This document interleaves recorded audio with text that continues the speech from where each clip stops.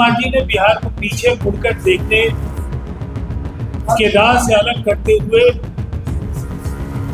भविष्य की संभावनाओं की ओर मोड़ने का काम किया।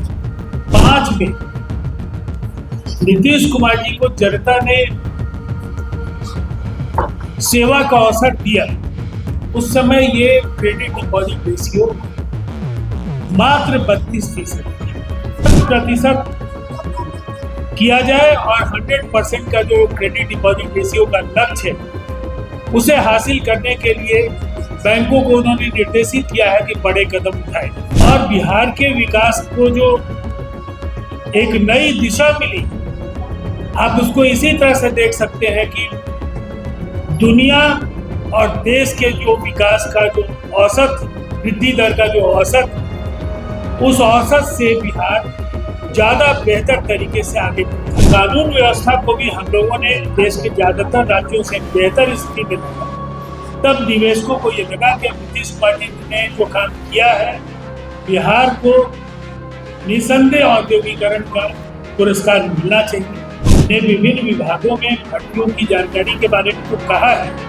औद्योगिकरण को लेकर के भी, चाहे वो इंडस्ट्रियल एरिया के जो डेवलपमेंट अथॉरिटीज हैं,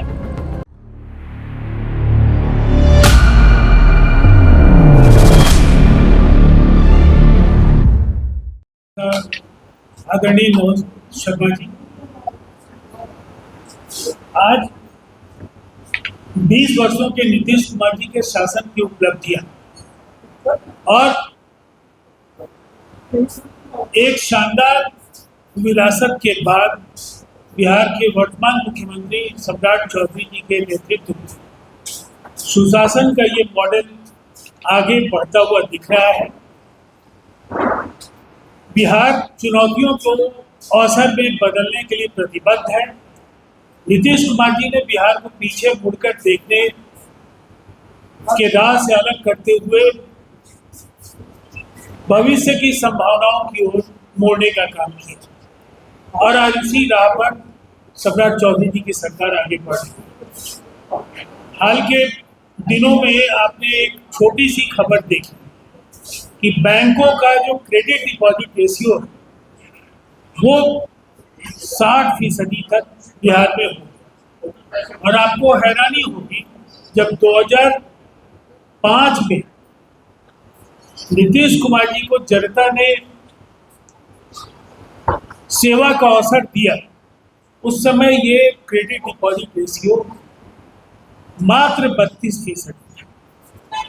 और ये क्रेडिट डिपॉजिट रेशियो का मतलब समझिए, क्रेडिट का मतलब है जो बैंक कर्ज देते हैं और डिपॉजिट का मतलब है जनता की जो गाढ़ी कमाई इन बैंकों में जमा होती है। स्पष्ट है कि चाहे वो लालू जी राबड़ी जी का कार्यकाल रहा या उसके पहले कांग्रेस की सरकारों का जो लंबा दौर था, बिहार की जनता की गाढ़ी कमाई का केवल 32% तक बिहार में खर्च होता था। बाकी दूसरे राज्यों के विकास में बैंकों का पैसा चला जाता था। हालात बदले, 60% तक ये आ गए और अब सम्राट चौधरी जी ने बैंकों को निर्देश दिया कि इसे 100% किया जाए और 100% का जो क्रेडिट डिपॉजिट रेशियो का लक्ष्य है उसे हासिल करने के लिए बैंकों को उन्होंने निर्देशित किया है कि बड़े कदम उठाएं। स्पष्ट है कि 2.5 लाख से 3 लाख करोड़ रुपए तक 2026 से 27 का जो वित्तीय वर्ष होगा, अगर बिहार के मुख्यमंत्री सम्राट जी के निर्देशों का बैंकों ने पालन किया तो बिहार में बैंक बिहार की बेहतरी के लिए बतौर कर्ज निवेश करेंगे। अब हम एक जो जानकारी आपको देना चाहते हैं कि जो बिहार आज एक नए आत्मविश्वास, नई ऊर्जा और स्पष्ट विकास की दिशा के साथ आगे बढ़ रहा है, इस बिहार को गढ़ने का काम आधुनिक बिहार के विश्वकर्मा नीतीश कुमार जी ने किया।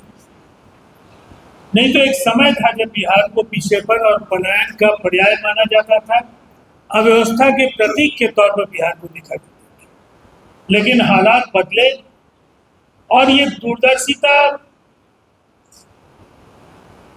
सुशासन और विकास आधारित राजनीति का परिणाम है कि बिहार लगातार समृद्धि के सोपान चढ़ता चला और चाहे वो जीडीपी के ग्रोथ रेट, जो आपके जीएसडीपी का जो ग्रोथ रेट है बिहार का, 20 वर्षों में 15 से 16 बार 2 अंकों में हम लोगों ने वृद्धि दर दर्ज की और बिहार के विकास को जो एक नई दिशा मिली, आप उसको इसी तरह से देख सकते हैं कि दुनिया और देश के जो विकास का जो औसत है, वृद्धि दर का जो औसत है, उस औसत से बिहार ज़्यादा बेहतर तरीके से आगे बढ़ता है। 7 निश्चय पार्ट 3 के जरिए जो बिहार को विकसित राज्यों के श्रेणी में खड़ा करने का एक ठोस खाका है। समृद्ध उद्योग, आपने देखा हाल में एक औद्योगिक समूह ने 60,000 करोड़ रुपए बिहार में निवेश करने की घोषणा की और इसके पहले 3 लाख करोड़ रुपए से ज्यादा के निवेश के प्रस्ताव भी हैं। बिहार में जो जमीन तैयार है औद्योगिकरण की, उसे आप इस तरह से देखें कि पूरे राज्य में आधारभूत संरचना, इसमें सड़कें, पुल, पुलिये, आप एक स्थान से दूसरे स्थान तक जहां भी जाना चाहें, कायाकल्प बिहार का। 24 घंटे बिजली बिहार के शहरों, कस्बों, टोलों में है। और अब खबर ये होती है कि बिजली कुछ देर के लिए कटी है। पहले की खबर होती थी बिजली आई। ये एक बड़ा बदलाव है और इसीलिए कानून व्यवस्था को भी हम लोगों ने देश के ज्यादातर राज्यों से बेहतर स्थिति में लाया। तब निवेशकों को ये लगा कि नीतीश कुमार जी ने जो काम किया है, बिहार को निसंदेह औद्योगिकरण का पुरस्कार मिलना चाहिए। और हमारा जो लक्ष्य, नीतीश कुमार जी के कार्यकाल का जो सबसे बड़ा लक्ष्य 1,01,00,000 करोड़ नौकरियों और रोजगार का है, उस दिशा में सरकार ने विभिन्न विभागों में भर्तियों की जानकारी के बारे में तो कहा है। औद्योगिकरण को लेकर के भी, चाहे वो इंडस्ट्रियल एरिया के जो डेवलपमेंट अथॉरिटीज हैं या जो औद्योगिकरण की दिशा में जो महत्वपूर्ण फैसले ले लें, सरकार ने बारी बारी से औद्योगिक क्षेत्रों को बेहतर दिशा में ले जाने का काम शुरू कर दिया। और आने वाले समय में जब उद्योग धंधे बिहार में बड़े पैमाने पर लगेंगे, तो ये जो 1 करोड़ नौकरियों का और रोजगार का जो हमारा वायदा है, ये वायदा भी 5 वर्षों में जमीन पर उतरता हुआ दिखेगा।